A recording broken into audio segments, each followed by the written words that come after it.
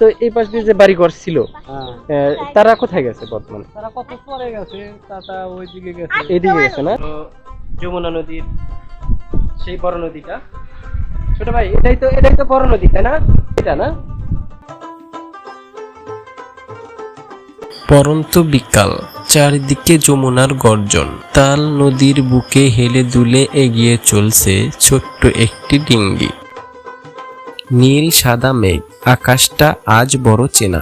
আকাশের নিচে এই দিগন্ত, মাঠে সবে মাত্র নতুন পানি জমেছে। দুপুরের তীব্র রোদে আম গাছের শীতল ছায়ায় বসে গরুগুলো আপন মনে জাবর কাটছে। গ্রামের মেঠো পথের ধারে বাঁশের মাচায় বসে একদল যুবক মগ্ন মোবাইলের রঙিন দুনিয়ায়। গ্রামের মেঠো পথ ধরে সাইকেলে পণ্য নিয়ে চলছে কয়েকজন পথিক ব্যবসায়ী। ছোট বাচ্চারা কাগজের পাখা উড়িয়ে কাঠের পুল পার হচ্ছেন। এটা মনে করিয়ে দেয় শৈশবের কথা। আজ আমি এই চরটি দেখব এবং আপনাদেরকে দেখানোর চেষ্টা করব এই ভিডিওর মাধ্যমে।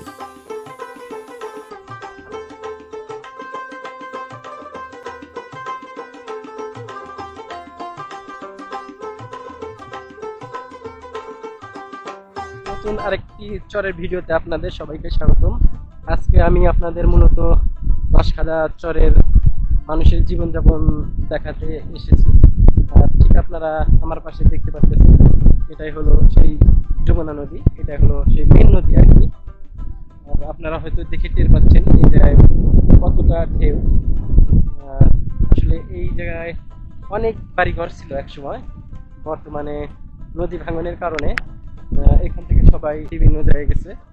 আর মাত্র 5 থেকে 7টা বাড়ি ঘর আছে। আর আমি প্রায় অনেকটা রাস্তা হেঁটে আসলাম এই নদীর সাইড দিয়ে একদম। আর নদীর দেখেন কি রকম ঢেউ, এর ভিতর এই ভাইরা আসলে কত সাহসিকতা হলে এই জায়গায় গোসল করতে পারে। আমরা যেখান দিয়ে হেঁটে যেতে ভয় পাই, তারা এই নদীতে ঢেউয়ের ভিতরে এসে গোসল করতেছে। এই বাড়ি ঘরগুলো যে আসলে কতটা ঝুঁকিতে আছে আপনারা হয়তো দেখে টের পাচ্ছেন। এরা সব সময় আতঙ্কে দিন কাটায়। বাড়িতে যাওয়ার রাস্তা দেখতে পাচ্ছি আমরা। আর এইখানকার একটা জিনিস আমার অনেক সুন্দর লাগে, সেটা হলো এই যে বাড়ির উপর দিয়ে যেরকম সবজির মাচা করে দেওয়া, সব বাড়িতেই দেখতে পাচ্ছেন, সব বাড়ির একই অবস্থা। আমরা এক মুরব্বী চাচাকে দেখতে পাচ্ছি। চাচা আসসালামু আলাইকুম, আপনার বাড়ি? হ্যাঁ, আমার বাড়ি। আচ্ছা, আপনার আগে কোথায় ছিলেন? আগে এখানেই। কি অবস্থাতে আছে? দুঃখী অবস্থা। আচ্ছা, ওই পাশে তো আপনাদের জায়গা জমি আছে? হ্যাঁ, বরাবর বরাবর। এই পাশটিতে আগে কি ছিল? ইরি আবাদ করছি আমরা। ইরির আবাদ করছেন, তাহলে নদী আরো দূরে ছিল? আর ওই কাছারে আছে, ওই কাছা ওই কাছারে ছিল? হ্যাঁ, তাহলে তো একদম কিনারে চলে আসে। আমার পুরো দিকে। এটা কি রান্নারাঙ্গিনা? রামদারামি। আচ্ছা, এই পাশে রান্নারাঙ্গিনা, আর ওই যে ওইটা নদী। আর উপর দিয়ে গাছ গাছালি দেখতে পারতেছেন, যেহেতু চর সেক্ষেত্রে সুমছাম পরিবেশ। আচ্ছা, আপনারা এখানে বর্তমানে কয়জন থাকেন? হ্যাঁ, আমরা দুই ভাই থাকেন। এই পাশে কি আরো বাড়ি ঘর আছে? আছে। এই পাশে আর একটা ফ্যামিলি আছে, এই যে আমি আপনাদের একটু দেখাচ্ছি। এই যে এই পাশটিতে আসলে নদী, ওই যে দেখা যাচ্ছে এটা হলো নদী। আর এই যেগুলো সব নদীর কাছেকার বাড়ি দেখতে পারতেছেন। এই যে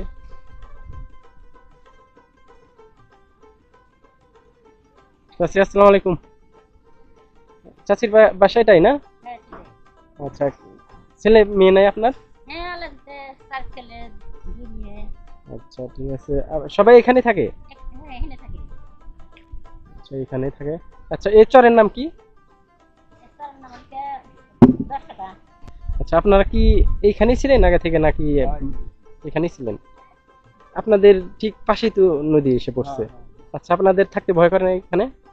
ভয় তো করে। ভয় করে। আচ্ছা, তাহলে আপনাদের এই বাড়ি এ পর্যন্ত ভাঙা পড়ে নাই? না। আচ্ছা, এর ওই পাশে কি বাড়ি ঘর ছিল? বাড়ি ছিল, আবার ফসলি জমি ছিল, ইরির প্রজেক্ট ছিল। ইরির প্রজেক্ট ছিল। রাস্তা ছিল। আচ্ছা, এই যে মানে ওই পাশে ছিল না? হুম। আচ্ছা, তাহলে এই নদীটা আসলে মূলত দূরে ছিল। হ্যাঁ দুই ছিল। আচ্ছা, পিছনে কয়টা বাড়ি ছিল আপনার এই সাইড দিয়ে? বহুত বাড়ি ঘর আছে। বহুত ছিল।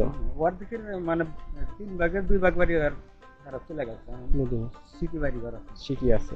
এখানে আশেপাশে কয়টা বাড়ি ঘর আছে? এখানে কম বাড়ি ঘর নেই, ওই আটলার পিছনে হাটখোলার ওই পাশ দিয়ে না? আচ্ছা, এই পাশে যারা ছিল তারা বর্তমানে কোথায় গেছে আপনারা কি জানেন? তারা মনে করেন যে কত পশ্চিম পার গেছে, কত চুপ পার গেছে, কত চরে গেছে, কত যে যেখানে মানে সুযোগ কতগুলো পাইছে। ওই পাশে গেছে না? হ্যাঁ হ্যাঁ আচ্ছা, এখানে তো মানে টাঙ্গাইল জেলা তো পাশে না? হ্যাঁ পাশেই টাঙ্গাইল। এই নদীর ওই পারে টাঙ্গাইল। আচ্ছা দর্শক, এই নদীর ওই পারে টাঙ্গাইল পড়ছে, আর এই চাচার বাসাটা এটাই। আর কয়জন থাকেন বর্তমানে? মানে বাড়িতে হ্যাঁ, বাড়িতে বাড়িতে ছেলে পেলে আছে, আমরা আছি। ছেলে পেলে আছে, মানে বেশ কয়েকজন আছেন না? হ্যাঁ আচ্ছা, এই বাড়ি ঘর সেভাবে সারেন নাই তাই না? হ্যাঁ যেহেতু ঝুঁকির উপরে আছি আমরা, আমরা ঝুঁকির ঝুঁকিপূর্ণ আছেন, তার কারণে বাড়ি ঘর সারা হয়নি। হ্যাঁ আচ্ছা, যে কোনো সময় হয়তো হ্যাঁ ভেঙে যেতে পারে, ভেঙে সেই ক্ষেত্রে বাড়ি ঘরগুলো সারে নাই, দেখতে পারতেছেন। আর চরের বাড়িগুলো এরকমই হয়ে থাকে। ভিউয়ার্স, এইখানটা তো অনেকটাই বাতাস, আপনারা হয়তো গাছগুলা থেকে টের পাচ্ছেন, আর আপনারা কথা ঠিক মতো শুনতে পারছেন কিনা জানি না। এই যে পাশে একটা আমরা স্কুল দেখতে পারতেছি, ঠিক এই যে যমুনা নদীর পাশেই এই যে একটা স্কুল দেখতে পারতেছি। এই বাড়িতে কোনো মানুষ দেখতে পারতেছি না, আমি বেশিরভাগ এইরকমই দেখলাম।